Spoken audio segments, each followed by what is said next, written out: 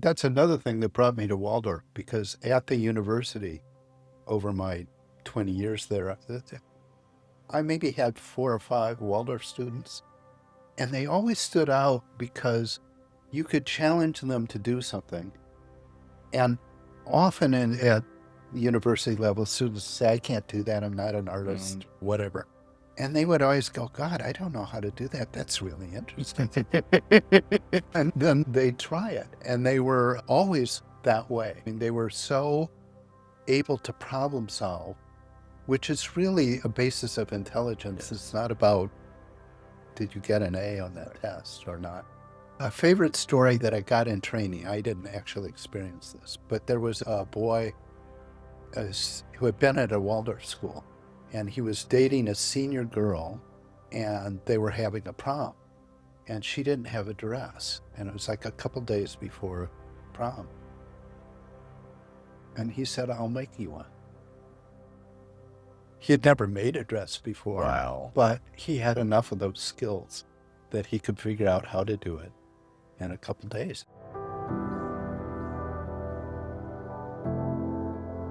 I'm Eric Osborne. I am a Waldorf parent, and I'm happy to be here with Jeffrey Levy, who is... Oh, Jeffrey, you just tell folks about your history with Waldorf, please. I was 15 years as a Waldorf high school teacher in Portland, Oregon. Before that, my youngest daughter had started in preschool and kindergarten in Los Angeles in a Waldorf school, and she went all the way through 12th grade. I had her as a student, which was a great deal of fun. And so that's my background. My background is theater. I taught at a university, and then I taught at the Waldorf High School for 15 years. What brought you into Waldorf initially?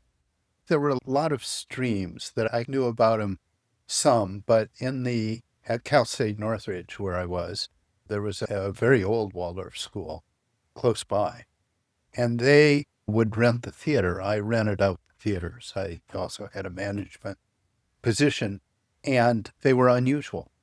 And they were unusual because most of the private schools that came in didn't know what they wanted and didn't know what they needed. And that was a problem. And in the Waldorf school, they came in and say, we don't really need very much. And I thought, uh-oh. And it turned out they really just were capable of doing what they needed to do with the students. Also, when the students came, we had a very strong children's theater program. And when their students came, they were great audiences. So that was interesting. Another tiny stream was that I taught theater appreciation courses for college students, and I used a method that Goethe, the German philosopher and scientist, had worked, and that's very foundational in a way to Waldorf and to Rudolf Steiner's work. And so that was philosophically an opening for me to Waldorf. But the real step was when our youngest was looking for a preschool and a school. We went to the Waldorf school. We had been through a variety of other private schools and public schools with our older kids. And I remember sitting in, my wife and I talk about this all the time, in a Waldorf kindergarten. And we were sophisticated people and been through a lot of educational experiences. And you're sitting in these little chairs, and the teacher is talking like this. And it was so sweet and so dingy. We thought we were just captured by that. So we enrolled her, and it was wonderful. We used to argue about who got to pick our child up, because to be in that kindergarten environment or preschool environment for half an hour out of your busy day was just a delight. I've changed since our kids have been at Waldorf. I've changed just from the little bit that I'm in the environment. I noticed it, so I completely understand what you're saying. Okay. I bet. So when we moved to Portland, Oregon, I was retiring from the university, and I didn't know what I was going to do. I did a little bit of work for Nike and stuff, and they wanted to start a high school.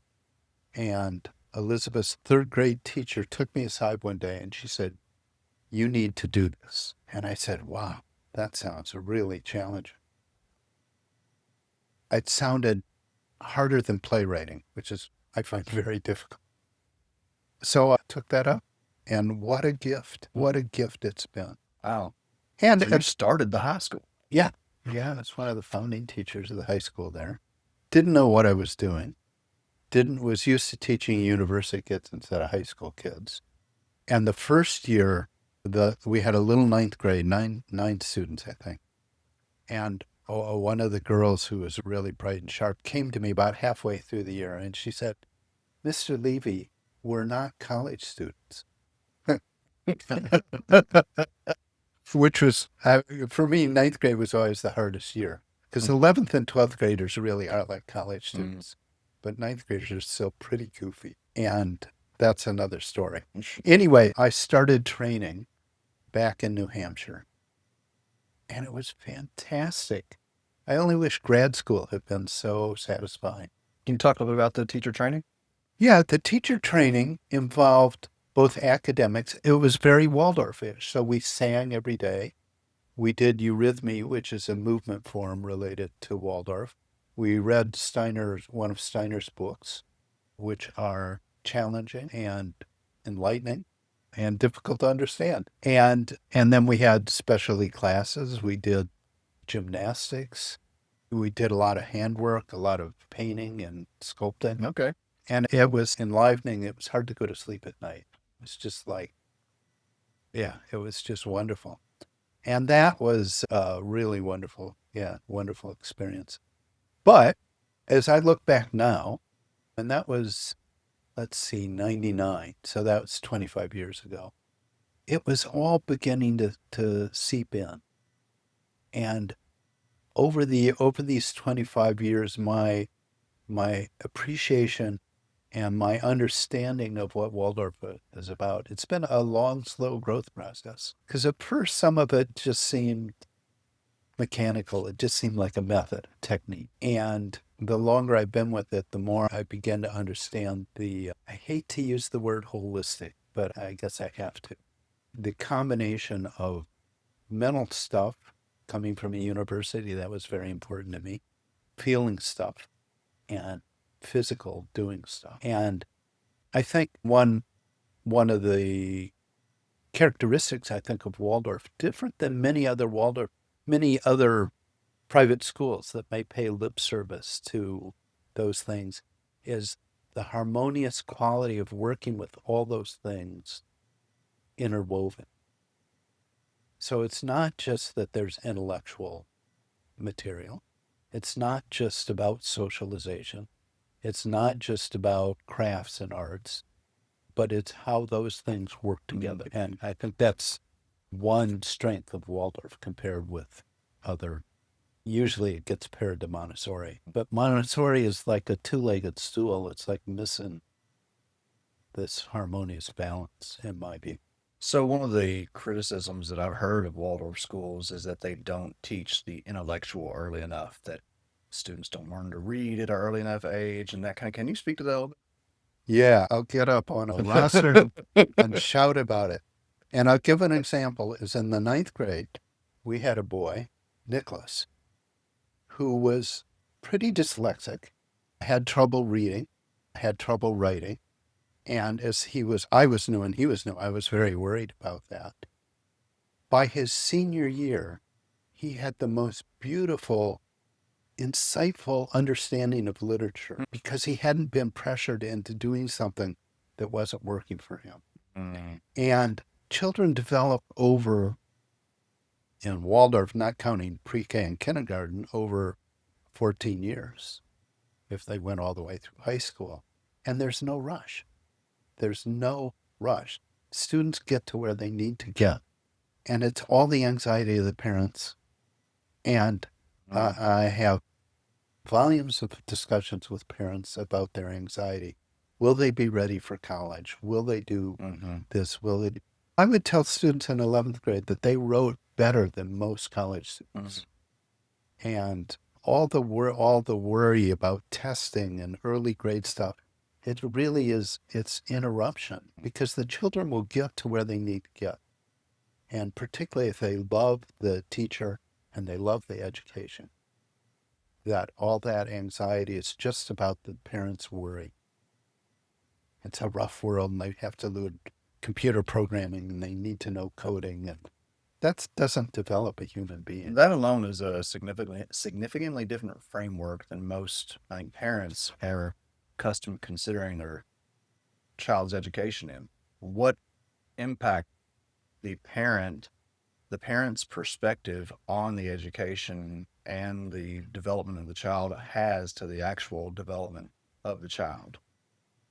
Part of it is schools can and should also be educating parents. Yeah. And I'm hoping that this school will develop that.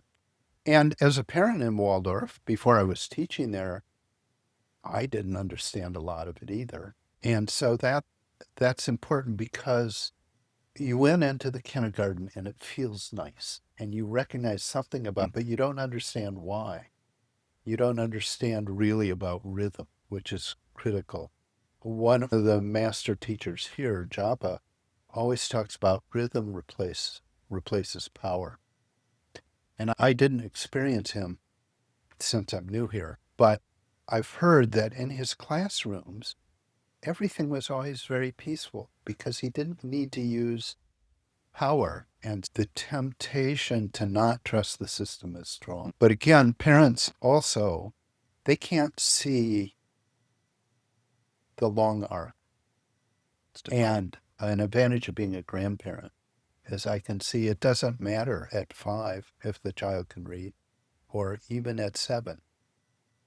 Explain that, because I think there's probably a lot of people that would hear that and be maybe a little alarmed by this. Yeah. I think around 7, if a child is really having difficult reading, then you might look into, are they severely dyslexic? What's the impediment? Are they hearing stories? Are they loose with media in their family life? And all those things could interrupt. Sure, there can be problems with the student with sensory processing that would inhibit reading. But children generally want to read. They want to learn about numbers. They want to learn about science and the natural world. They're curious. The job of school not to kill that curiosity. Ideally, yes. I think it's not the system most of our parents find themselves in. I grew up in a public school system, and the teachers that weren't like that kind of remain in memory. And the other teachers, maybe one or two really bad ones, but most of them, they just disappear because they didn't bring anything to the child. So I would just speak real quick, if I could, to the parent education. Courtney and I went to a knitting class the other night led by one of the early childhood teachers. We were being taught how to start a row, the song that she sang, Casting on. yeah. And then how math and geometry is integrated into their conversations on knitting, or handwork as it's called, throughout the duration of their time at Waldorf. And hearing that was like a huge aha for me, because there is a lot I've wondered. Initially, I've had where do fundamentals come in? And understanding as a teacher myself that it's through connection that we really learn most effectively, and seeing that, these connections are begun at the earliest stages and are being completely incorporated throughout. I was really surprisingly impressed. Now I understand why handwork is so valuable. That's another thing that brought me to Waldorf, because at the university, over my 20 years there, I maybe had 4 or 5 Waldorf students, and they always stood out because you could challenge them to do something. And often at the university level, students say, I can't do that. I'm not an artist, whatever. And they would always go, God, I don't know how to do that. That's really interesting. And then they'd try it. And they were always that way. I mean, they were so able to problem solve, which is really a basis of intelligence. It's not about, did you get an A on that test or not? That it was wonderful. A favorite story that I got in training, I didn't actually experience this, but there was a boy who had been at a Waldorf school, and he was dating a senior girl. He was like 19 or 20, and they were having a prom, and she didn't have a dress, and it was like a couple days before prom. And he said, I'll make you one. He had never made a dress before, Wow. but he had enough of those skills that he could figure out how to do it in a couple of days, and he made it. Wow. So can you talk about some of the spirit that's behind Waldorf? I think particularly Steiner's. I find what information I do encounter about Steiner, it's either like general misunderstanding or it's just enshrouded in mystery. Who was this guy?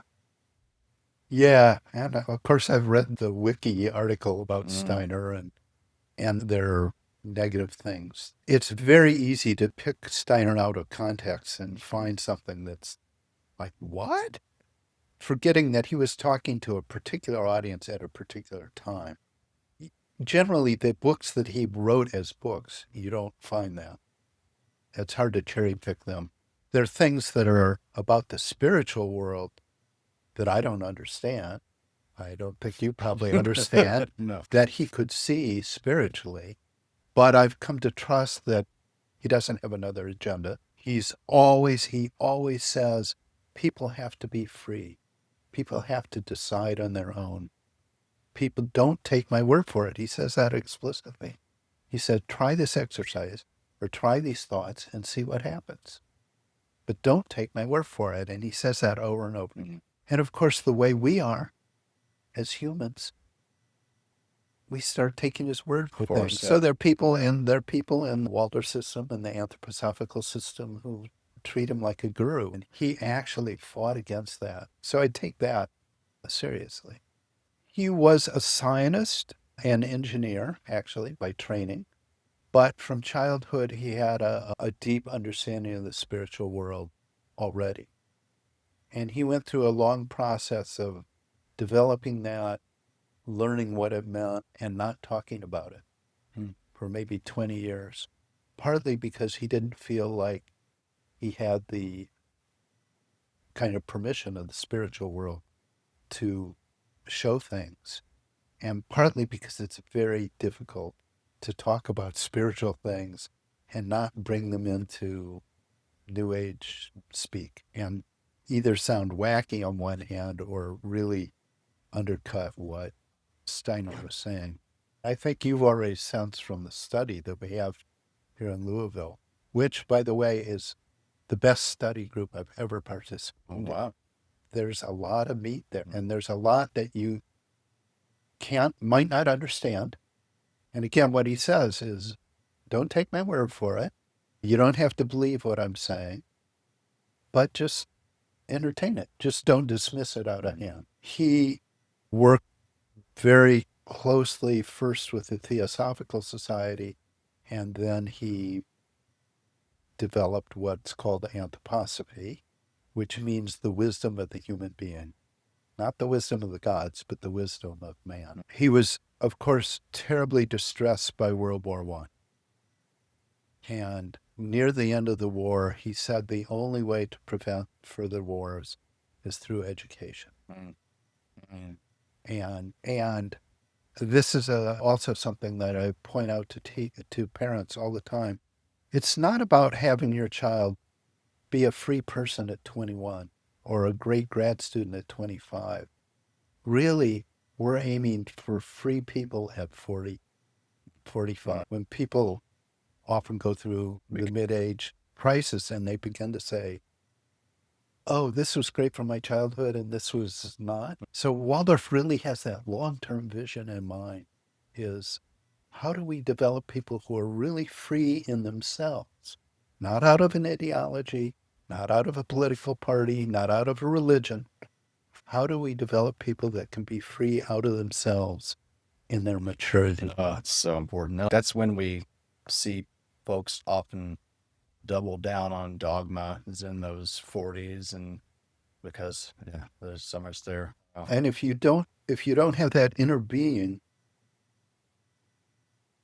then you're prey to latching onto something because you want things that all of a sudden don't make sense. Oh, this makes. What do you have contact with former students? What are you seeing from students of yours who are now in what I don't know 30s or where age groups are they? Yeah. They range from, let's see, it would be about 25 to 40 at this Okay. point. Some of them have become Waldorf teachers. Some of them have, one boy he wasn't a grade student. He had incredible will forces. He could build anything. So he's become an airplane mechanic. I think he builds his own airplanes and sells them. And sells them. Yeah, No? yeah, Okay. I think. So I'm in touch with some more. I one of the smartest children I ever had just ran a 50-mile marathon. Not something I would ever conceive of doing. So all kinds of things. There's a tendency among Waldorf students to recognize each other.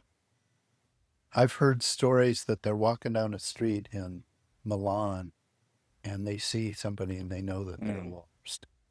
So I would love to speak to this just a little bit. Waldorf has greatly accentuated spiritual practice, and I grew up in kind of mystic Catholicism and have continued along those lines in my own personal growth. There was a intuitive sense in me for the last 20 years that I wanted my children in Waldorf schools. It's only been an option for me now with my third son Theo, who's here as a third grader, and Ananda. And when I came here to tour the school, my sense of the, if you want to call it the energy, the spirit, the aura of this school was what sold me 100%. Like, campus is great, talking to teachers and hearing the pedagogy, but it was the feeling that I got in my intuitive self that I was like, whatever it takes for my kids are going here. So that just speaks to that. And as we've studied Steiner, I experienced this as the spirit that he imbued into the Waldorf School. And we've heard folks say in our study group that Waldorf is like the, how was it said? Mary said the other day, is like the spiritual school for people who don't want their kids going to a religious school. Or can you talk a little bit about the integration of spirituality in general into school? I'll try. It's an approximation, right? I think one thing is that Steiner says the spiritual world is not an idea, it's not a feeling, but it's real. And in our materialistic world, that in itself is a challenge. Another way you might say it is that consciousness is real, and there's a reality to it that's not just human, but there's consciousness in the world that's not just. There are positive forces and there are destructive forces.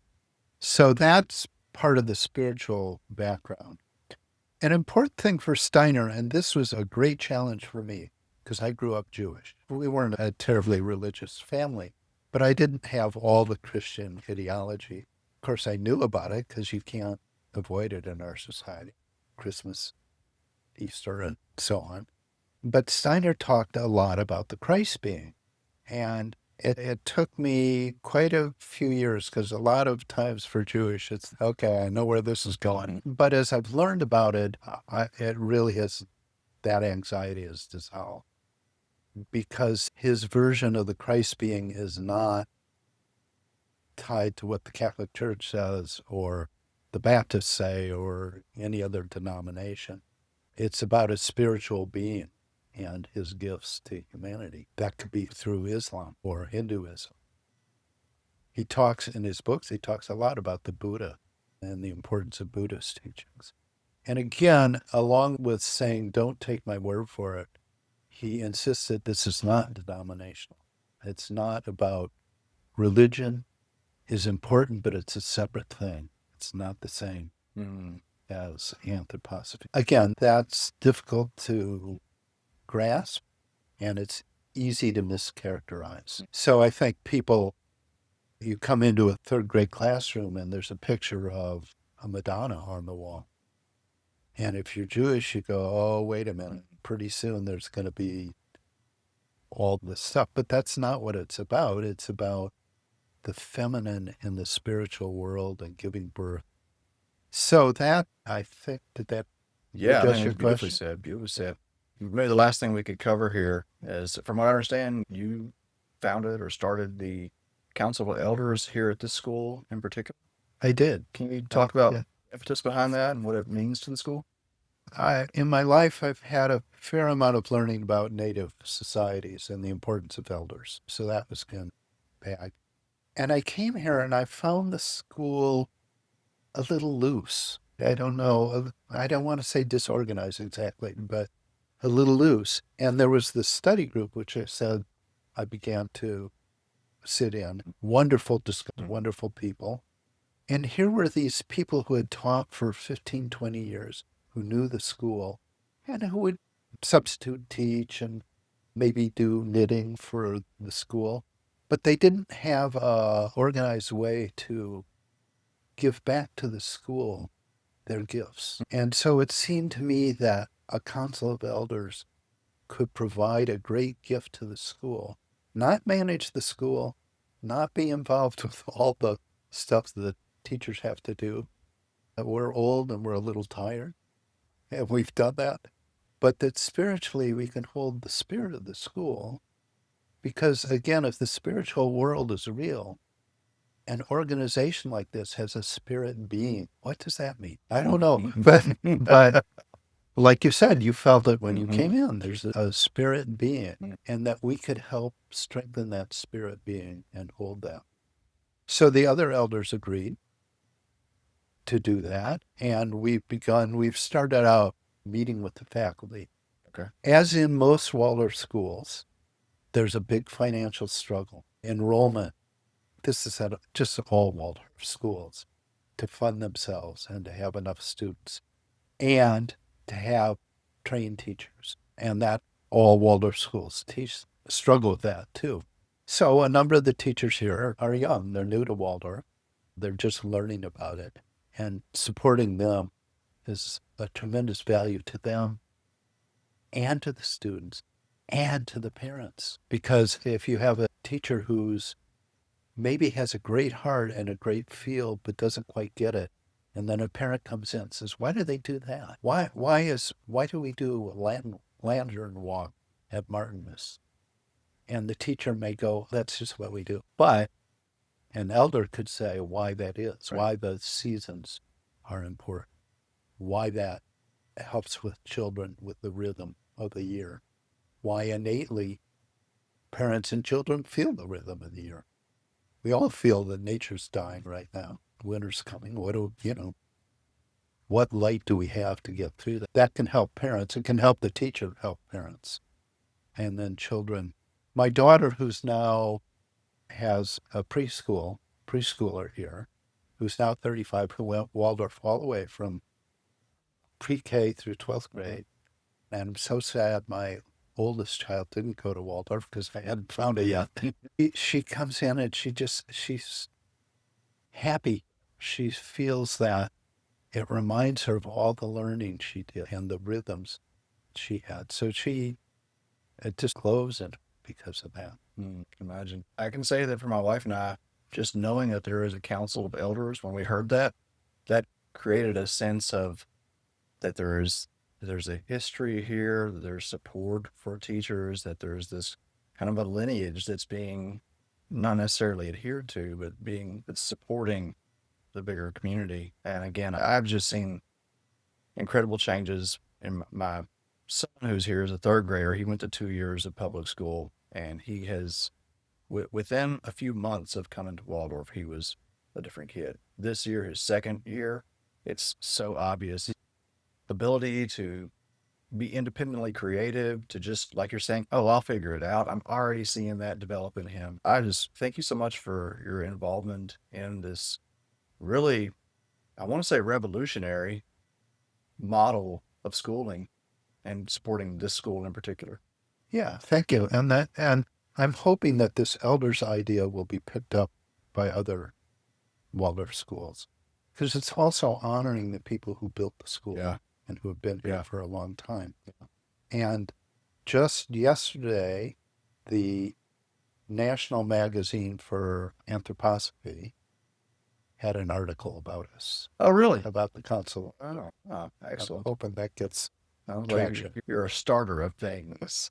Sometimes, yeah. I've already been thinking, like, with our kids now, okay, Waldorf, Louisville High School, where's that? Yeah, I'm hoping the school can build towards a high school here. It's 4 or 5 years away at least, and having been through it before, because Waldorf High School is very expensive Mm. and it doesn't support itself, and it won't support itself unless you have incredibly ridiculous tuition. And so the kindergartens here and preschools, which are very strong, but there needs to be a very strong grades basis to have economically to have that work.